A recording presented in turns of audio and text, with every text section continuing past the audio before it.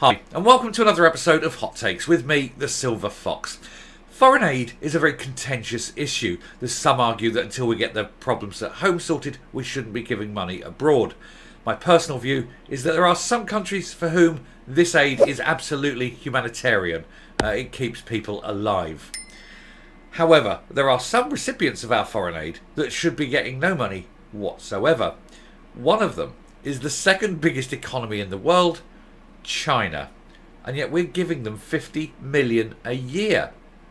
Why? It's madness. They're way wealthier than us. Let's have a look at this article and see why it is wrong to give China this money and why a lot of politicians are now questioning it. Here goes. Right, that headline is exactly how I feel. It is time to stop.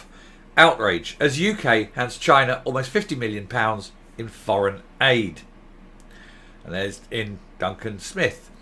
Sir Ian Duncan Smith insisted it's time to stop giving China foreign aid. After it emerged, Britain sent nearly £50 million last year. A new report by the Independent Commission for Aid Impact found that overseas aid to Beijing was around £48 million in 21-22. Why are we sending one of the world's richest countries our money when we are having so many problems at home? That money should be diverted inwardly. It should go to pay for things in this country and get some of the, make some of the lives in this country a little bit better, rather than giving it to the billionaires of China. The watchdog also raised concerns about a lack of transparency in how the money is spent. Oh God, of course it is. This is China. You don't get transparency. They don't do that, do they? Communist superstate says it all. The former Tory leader, Sir Ian, described the handouts to Beijing as bizarre and called for the cash to be diverted to countries more in need. I say no. On this one, I say no. We re-divert it back to Britain and spend it on those who need in this country, because there's an awful lot in need that aren't getting any help whatsoever. And having that fund would certainly go some way to improving the lives here, making them slightly less miserable. The China hawk told the Express, China is now the second largest economy in the world, and it seems bizarre that we would be giving aid to China given their own financial position. Whatever else the government says, it's time for that to stop, and for that aid to be given to countries that genuinely need the assistance and help in developing their economies. And there's Xi Jinping, who is becoming a dictator. Normally the leaders in China last for 5 years. His reign was extended beyond the 5 years, and he was given effectively the position of president for life. And when you get president for life, that means it's a dictatorship. We shouldn't be trading with them at all.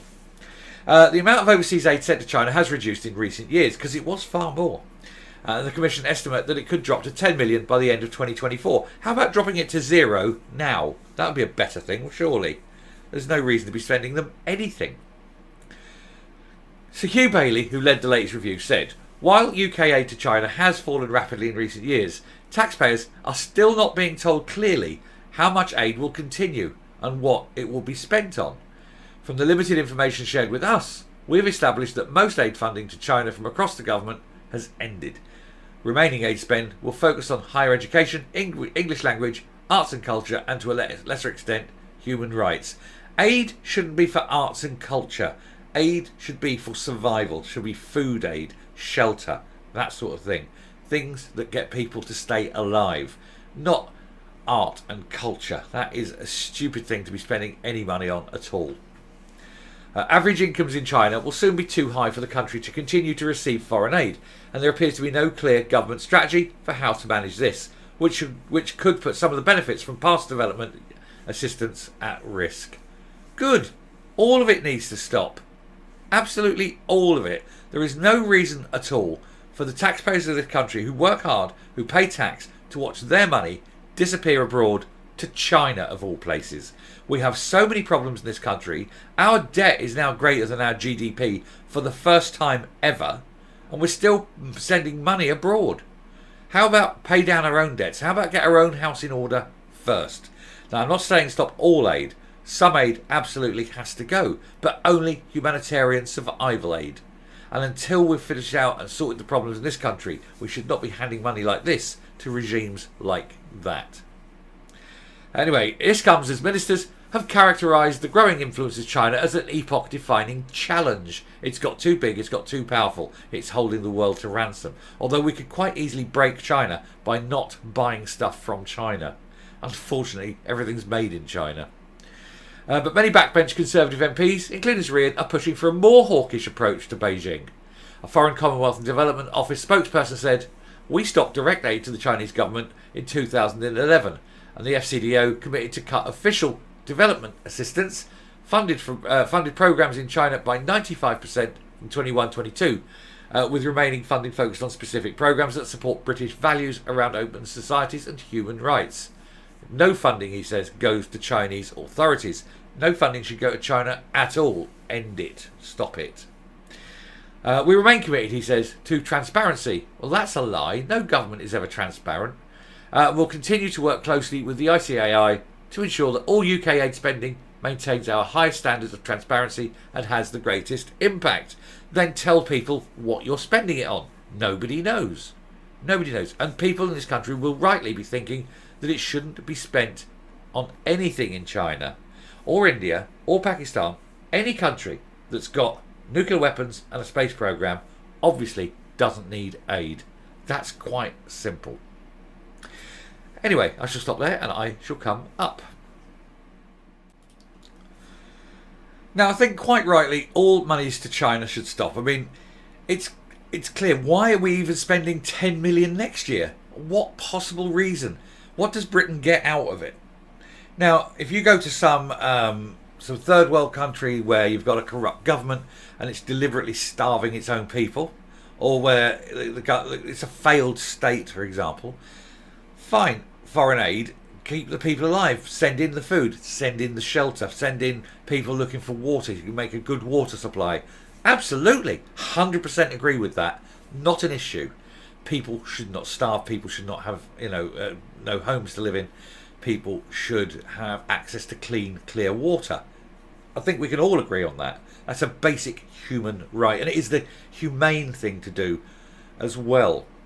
But handing money, and especially handing cash to these regimes, especially the ones funded or run by basically corrupt governments, is wrong.